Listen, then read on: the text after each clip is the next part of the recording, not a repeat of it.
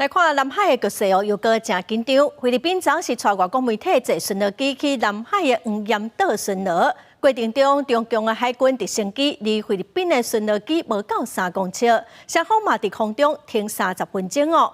菲律宾是谴责中共的行为，解放军南部战区是呛菲律宾非法进入中国黄岩岛的领空。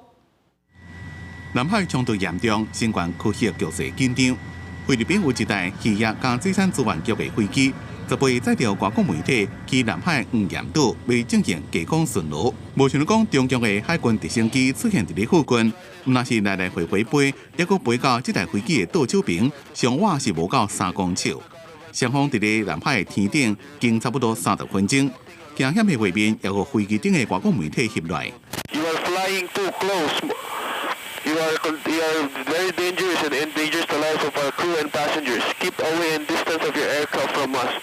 面对着强机超工挖近菲律宾的飞机，讲要甲因赶，菲律宾的飞行员用无线电警告强机的飞机飞伤化伤危险。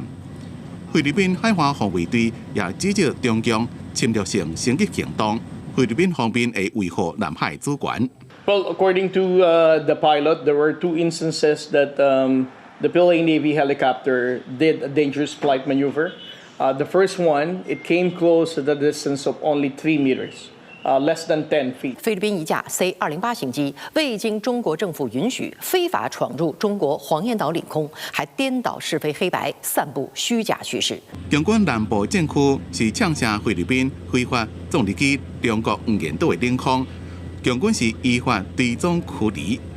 学者分析，东海南边的黄岩岛有重要的战略价值，中共透过战狼行动，想要将黄岩岛摕来，等于是控制整个南海。假如把这个在东部的这个黄岩岛整个牢牢的掌控住的话，那它在对整个南海的这个主权的这个伸张来讲，它扮演了一个非常关键的一个角色。因为你要进入台湾海峡的话，你一定会从所谓的南海地区的经过。